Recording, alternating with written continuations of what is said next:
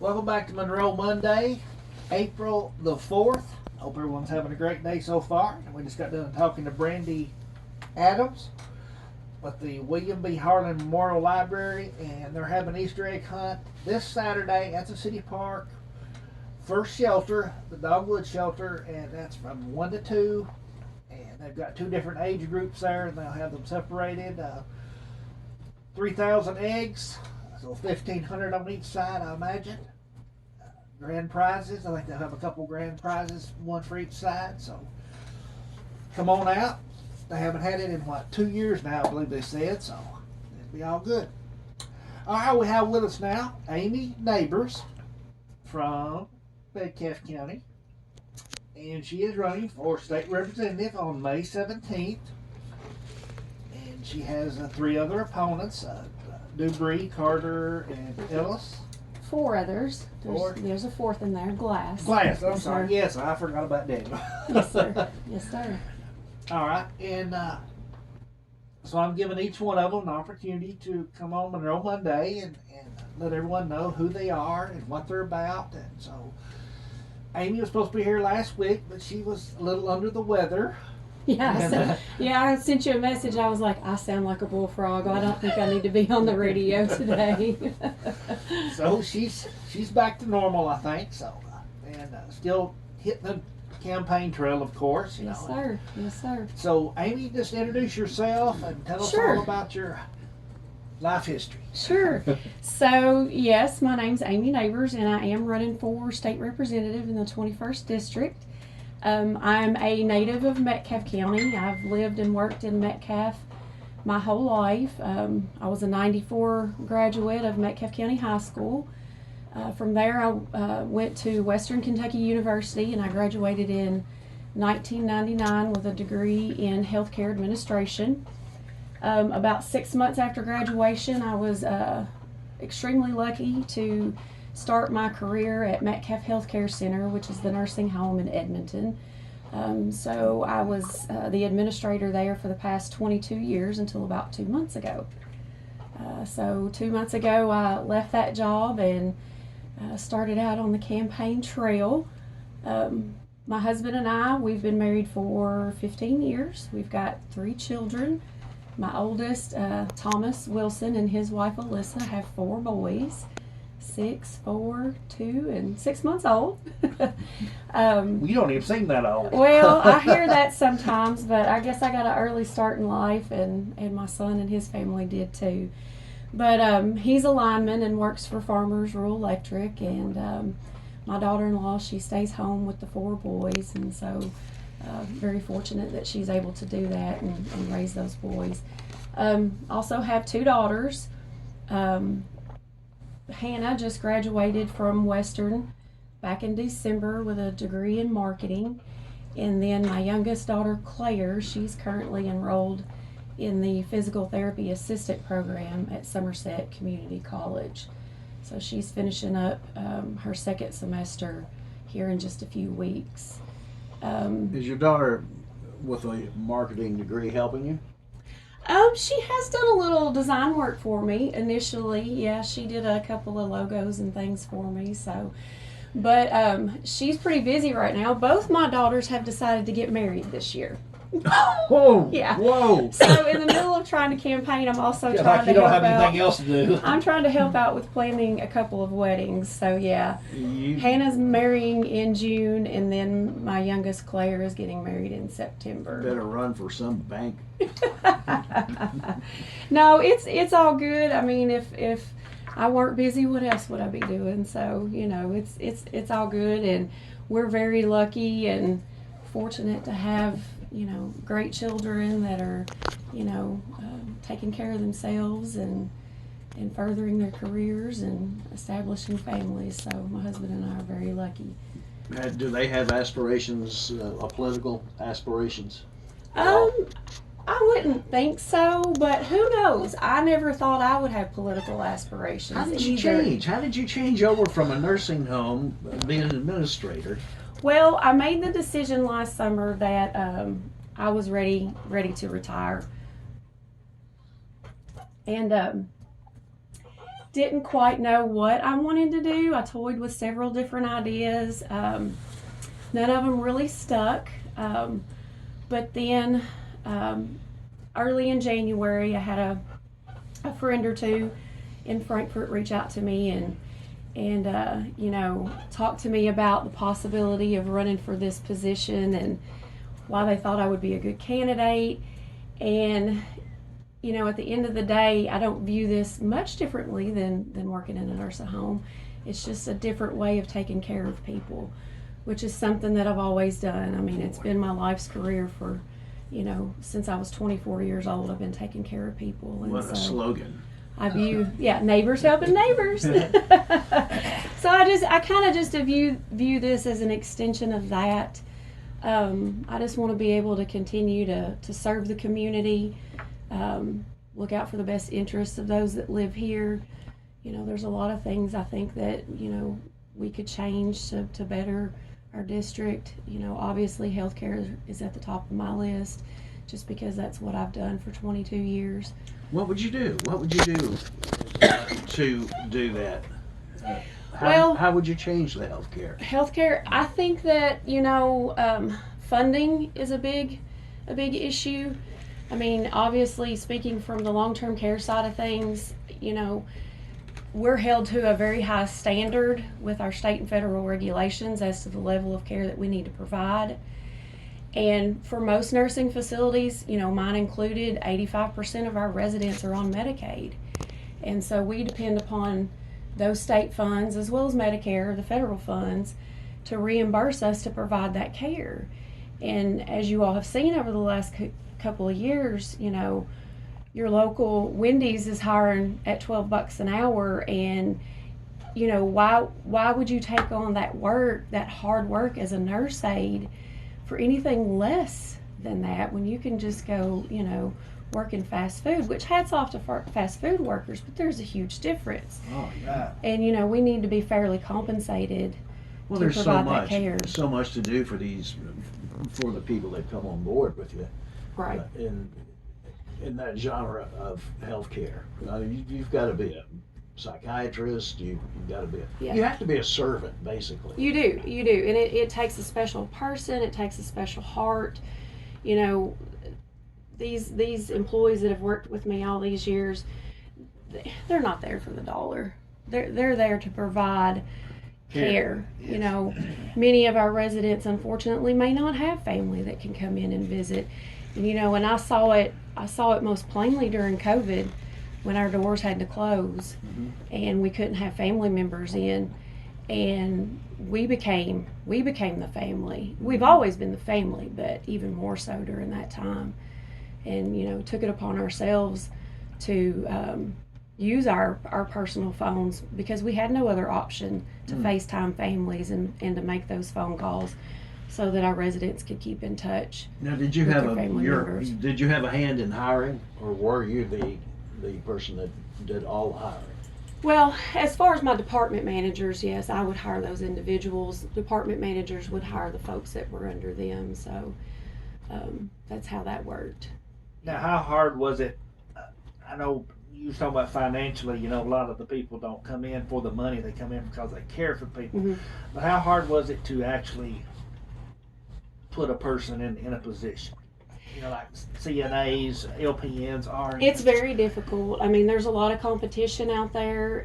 Hospitals are able to pay a little more typically than nursing homes, and so some of our biggest competition is local hospitals. Even factories these days are paying quite a bit of money too. So it's very difficult. Turnover's high. It's a stressful job. Folks can get burnt out pretty easily. So yeah, it takes a special heart. It does.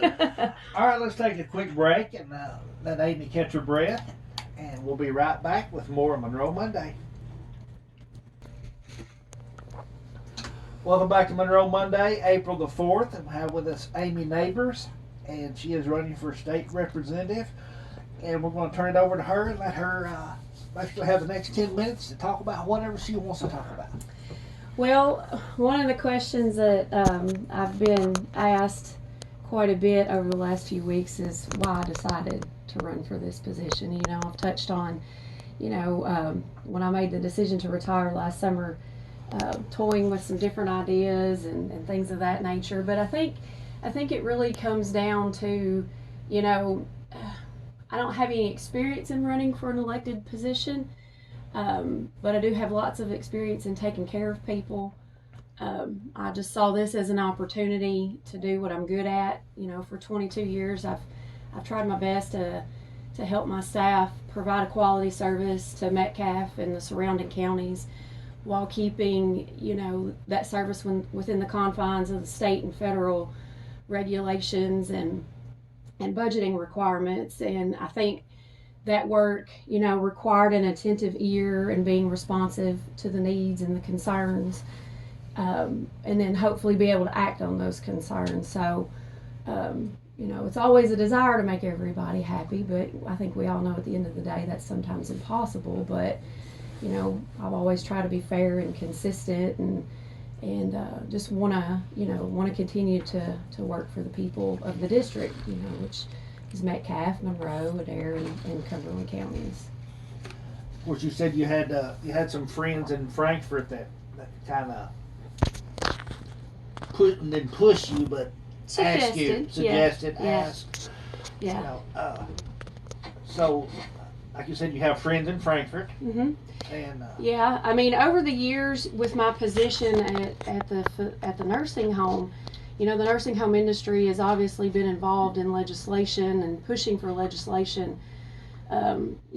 Since I've been in that position, there's been times that I've been to Frankfort myself. Been on the House floor. Yeah, during the legislative session for different bills and things that we wanted to see passed, and that makes a good point. Over the years, Bart Rowland has been a help to me in that respect. I could always call on Bart and say, hey, we got this going on today. Would you care to consider it and possibly be in favor of it? And I always appreciated that time that Bart gave me. And obviously, I've taken note of that and realized, as a constituent, how important it is to be able to, talk to your state representative and ask for their help when you need it. So, what's been the biggest challenge so far with this campaign? Probably being able to make it to everything. Yeah. With 4 counties, there's a lot going on in every county, and as I mentioned before we went on air, this past Saturday was a good example. There was an event in Adair, Cumberland, and Monroe counties all on Saturday, and I just had to pick one and go with it. And doesn't mean that I didn't think the others weren't equally important. It's just a matter of being able to get to where I can as quickly as I can. And if I could clone myself, I certainly would. I love getting out and meeting people and talking to them, and I've met a lot. I've met a lot over the last 8 weeks, and it's been really fun, actually. Every day is something new, for sure.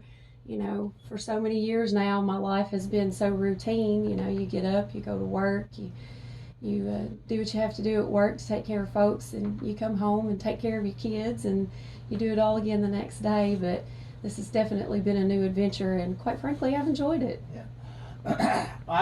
Since you're here, I'll just ask, so how are you strategically going from county to county? Are you just doing you working Monroe for a while, and then you'll go to Cumberland, or are you working them all at the I same would time? love to say that I have a strategy, but I've done my best to try to, keep up with social media, find out what's going on in all the counties, everything from fiscal court meetings to relay events to political events, fundraisers, and then just try to pencil it all in on my calendar.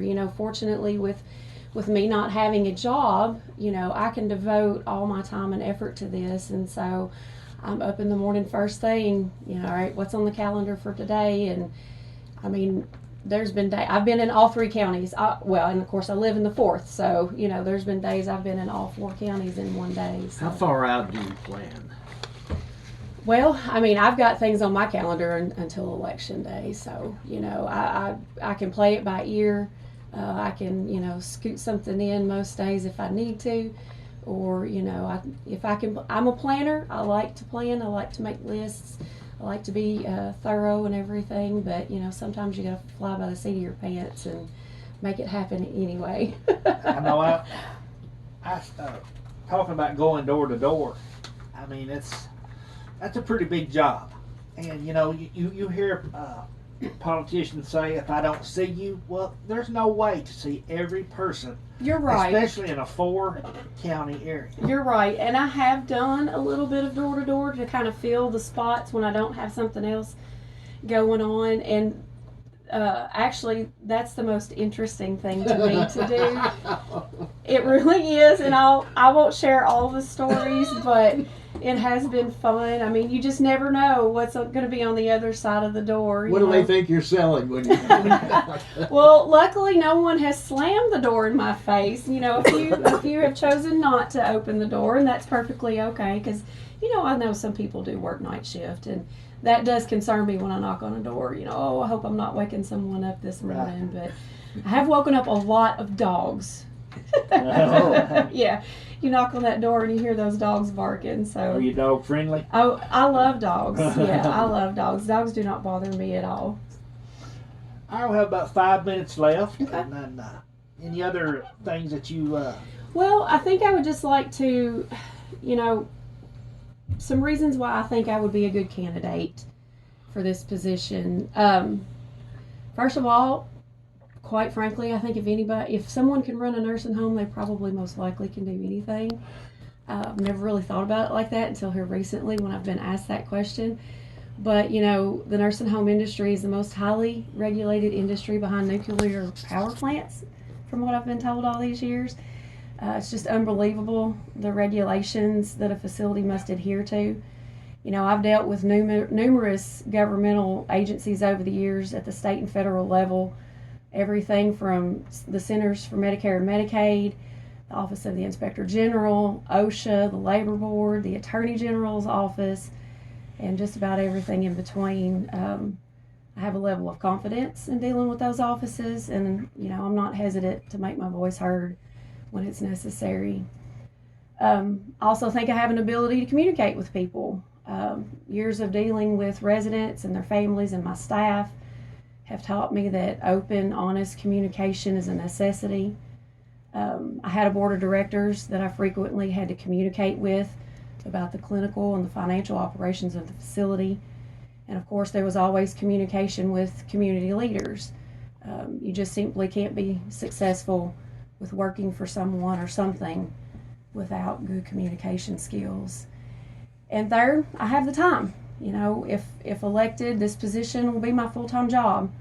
I'm fortunate to be able to be in a situation that allows me to devote 100% of my attention to this seat. I have the full support of my spouse, and fortunately my children are all grown and taking care of themselves, so I have the time to be committed to it, and I'm excited about it. This is a new season in my life, and I'm ready to do something new and different and exciting, and just the prospect of doing something that could make a difference really does mean a lot to me. It really does. When somebody starts out in I guess in politics, anything, but mainly politics, they will have friends in higher places or in politics. Mm-hmm. Do you have a lot of friends in politics that you have talked to, gotten advice from? I mean, there's a few folks that I've met, along the way. I referenced Bart earlier just because, I've reached out to him over the years. I could imagine, using him as someone to bounce ideas and things off of. That's been a concern of mine, getting to Frankfort and developing those relationships up there I know is super important. You've got to be able to talk to people and communicate with them. I want to make sure that those are valuable, trustworthy relationships. Over the years, I have made a few friends in that arena, and hope that I'll be able to continue conversing with them as time goes on. So, All right. Amy, we appreciate you coming in. We're about out of time. And May 17th, go to the polls and vote for who you want for state representative. And of course, Amy wants you to vote for her.